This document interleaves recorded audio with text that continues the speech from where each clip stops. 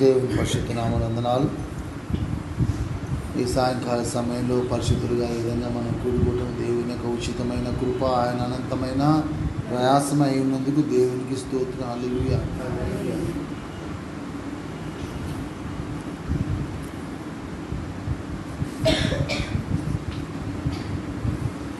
ప్రభు యొక్క కుమారులుగా ఈ అంచె దినాల్లో దేవుడు మనల్ని ప్రేమించి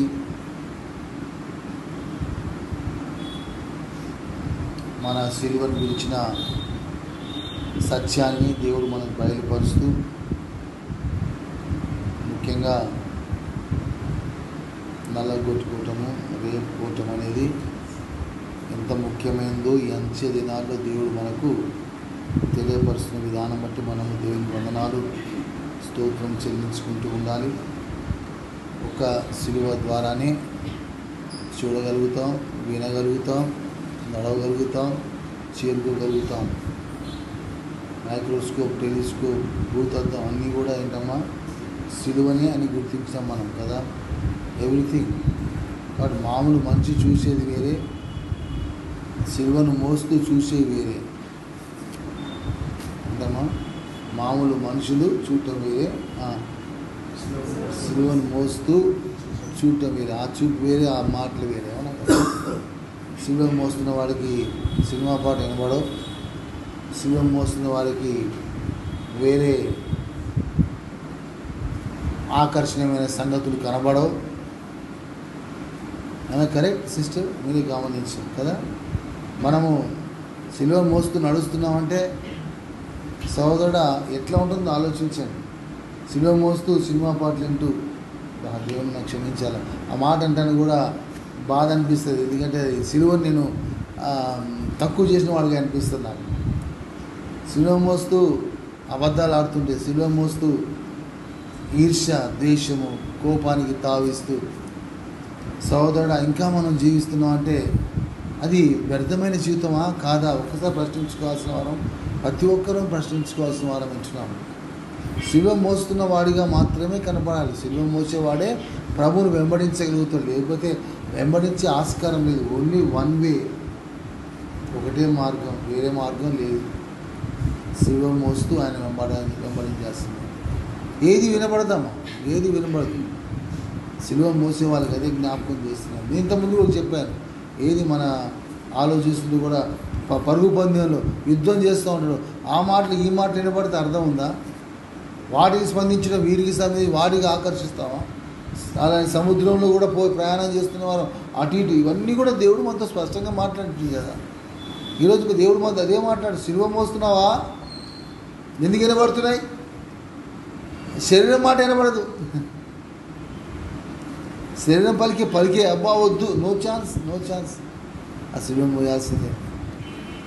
సిలువ ద్వారా నా బాడీ రెస్పాన్స్, అది స్వరం వినబడకూడదని దేవుడి చిత్తం అవుతున్నది. లేకపోతే బాడీ పలుకుద్ది. ఆమె బాగుంది, ఆమె ఇట్లున్నది, వాడు ఇట్లున్నాడు, ఈయన ఇట్లున్నాడు, నేను ఇట్లుండాలి. సోదరు ఇవన్నీ కూడా ఏం మాటలు? అవి సిలువ మోసుకుని పోయే వ్యక్తుల యొక్క, కుమారుల యొక్క మాటలు కావు, జీవితం కాదు. దేవుడు నా బట్టి హెచ్చరిస్తున్నాడు.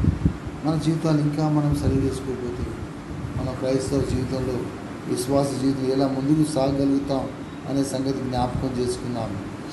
దేవుని కూడా, ప్రభువుని ఎంతోమంది వెంబడిస్తూ ఉంటారు కదా, ఆయన ఆహారం కోసం కదా. కొంతమంది నేనే ఆహారం అని ప్రభు చెప్తాడు. నన్ను తినువాడు నిత్యము జీవిస్తాడు, నా రక్తముతో. అంటే వాళ్ళకి అర్థం కాదు ఇక్కడ. వారు ఏమంటారు, ఇక వచ్చిన తర్వాత ఫస్ట్, అయ్యా అరణ్యంలో మా పితరులు మన్నా తిన్నారు, నువ్వు కూడా మాకు ఒక ఆశ్చర్యకార్యం చూపించు. వాళ్ళే ఒప్పుకుంటున్నారు, ఏంటమ్మా మా పితరులు తిన్నారు, ఆ ఆశ్చర్యకార్యం మళ్ళీ ఇంకొక ఆశ్చర్యకార్యం కావాలంట. ఏం పితరులకు చేసింది సరిపోదా?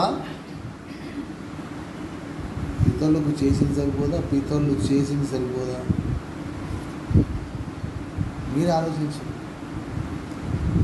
బైబిల్లో చాలామందిని చూస్తూ ఉంటాం, భక్తుల్ని చూస్తూ ఉంటాం.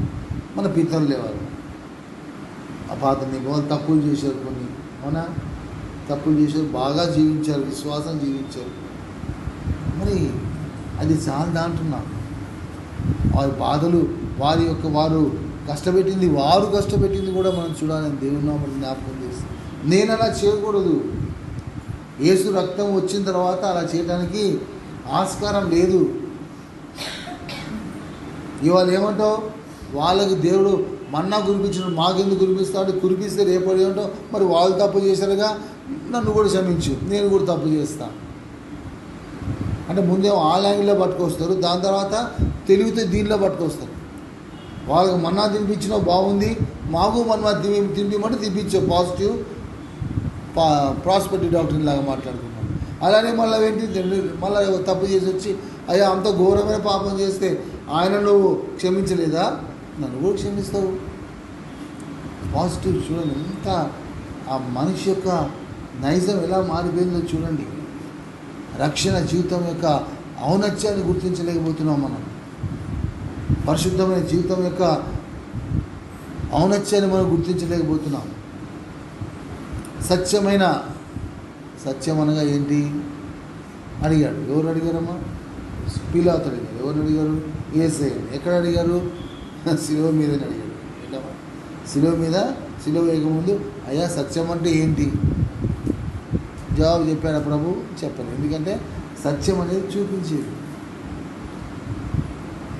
సత్యం అంటే ఒకటి సత్యం కాదు కదమ్మా, ఒకటి సత్యం కాదు. దేవుడు నా బట్టి జ్ఞాపకం చేస్తున్నాను, నాతో దేవుడు మాట్లాడిన మాటలు నేను పంచుకోవాలని ఆశపడుతున్నాను. నేను లోకానికి వెలుగై ఉన్నాను. ఎవరమ్మా? ప్రభు చెప్పిస్తున్నాను, నేను లోకానికి వెలుగు అంటే ఏంటమ్మా? వెలుగు అంటే లైట్. ఆ లైట్ యొక్క క్యారెక్టర్లో మొట్టమొదటిగా నాకు బాగా నచ్చింది ఏంటంటే దాని స్పీడు ఎంతో సెకండ్కి ఎన్నో లక్షల కిలోమీటర్లకు సంబంధించింది. అదేదో దేంతో కొలుస్తారు నాకు తెలియదు, దాంతో కొలుస్తారు. ఏంటమ్మా అంటే అంత ఫాస్ట్గా వెళ్ళిపోద్ది. దేనికి? లైట్. అవునా కదా? రాకెట్ యొక్క స్పీడ్ ఎంత తెలుసా? సెకండ్కి 15 కిలోమీటర్లు. ఏంటమ్మా హైయెస్ట్ స్పీడ్? ఏంటమ్మా సెకండ్కి అట్లా అనగానే అట్లా కొట్టగానే అవి బైరా దాటుద్ది. అంటే ఏంటంటే ఒక సెకండ్స్లో 15 కిలోమీటర్లు పోయేంత స్పీడ్ దానికి ఉన్నది. ఇది రాకెట్. వెలుగుకి చాలా కష్టం, కౌంట్ చేయడం కష్టం. సోదరుడా ఆ మాట మీరేమన్నా ప్రభు ఏమన్నాడు? మీరు లోకానికి ఉన్నావు. మనం ఎట్లా ఉన్నామమ్మా? సారీ నేను చెప్పే మాట, ఎందుకంటే ఆ స్పీడ్ ఎక్కువ. స్పీడ్ ఎంత తగ్గిపోతుందో తెలుసా అమ్మా? When you add the mass, దానికి ఒక పదార్థాన్ని ఎప్పుడైతే కలుపుతావో అప్పుడు ఏమైంది? దాని స్పీడ్ అవుతుంది. ఒక పదార్థం అంటే భూలోక సంబంధం వాటిని ఎప్పుడైతే మనం కలుపుతామో సోదరుడా ఏమి తగ్గుతుందమ్మా? The speed is lessening. పోతుంది స్పీడ్, మామూలు స్పీడ్ అయిపోతున్నది. సాగిపోదామని చెప్పి పాటలు పాడినాం. నెమ్మదిగా సాగడం కాదమ్మా, లైట్ స్పీడ్తో పోతేనే లైట్. ఈ బాడీకి ఆ స్పీడ్ ఉండదు, ఆత్మకు ఉన్నది ఆ స్పీడ్. దేనికి ఉందమ్మా?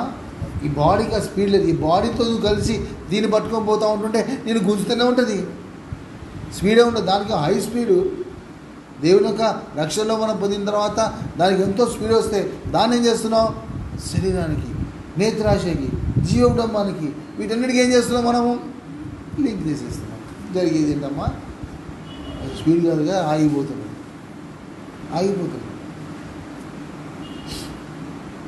ఆ మాట జ్ఞాపకం చేసి నాకు చాలా ఒక ప్రోకింగ్గా, నాకు చాలా క్వశ్చన్ వేసి నన్ను బాధ పెట్టినట్లుగా అనిపించింది అన్నమాట. ఏ స్పీడ్లో ఉన్నా నేను ఎందుకు మన రక్షణ జీవితంలో కొత్తలో ఆలోచిద్దాం. హౌ స్పీడ్ వీఆర్, ఎంత స్పీడ్గా ఉన్నామమ్మా. ఎవరైనా ఆపితే ఆగేలో ఉన్నామా?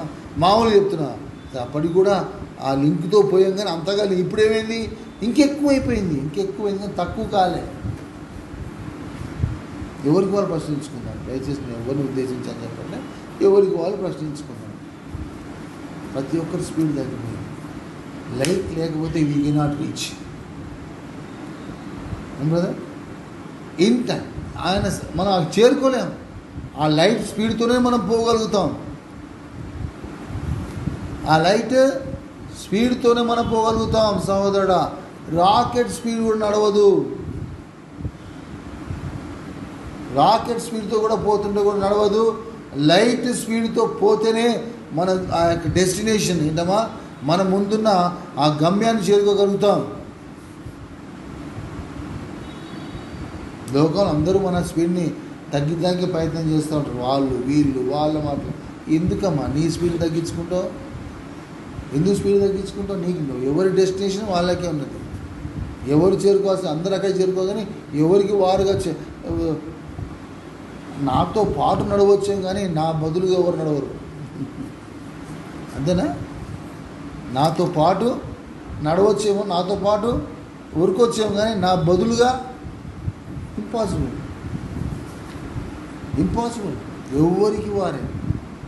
ఎవరికి వారే ఏం చేయాలమ్మా? ఆ స్పీడ్ అప్పుడే light. And light only can reach there. Amen. ఆ మాట జ్ఞాపకం చేసు. లైట్ ఒక్కటే చేరగలుగుతుంది. ఇంకా నక్షత్రాలు కొంత వెలుగంటే ఇంకా భూమికి చేరలే అంట. ఆ సత్యం నాకు ఇప్పుడు అర్థమయ్యేది కాదు. ఏంటమ్మా, నక్షత్రాలు కొంత వెలుగంటే ఇన్ని వేల సంవత్సరాలైనా కూడా భూమికే చేరలేదంట. ఇంకా ఆ స్పీడ్లో మళ్ళా ఆ స్పీడ్లో ఉంటేనే భూమికి చేరుకోకపోతే సహోదరుడా, ఈరోజు ఏ స్పీడ్లో పెట్టుకొని నువ్వు పోదాం అనుకుంటున్నావు? ఏ స్పీడ్ పట్టుకొని ప్రభు సన్నిధిలో మనం నిలబడగలుగుతాం సహోదరుడా?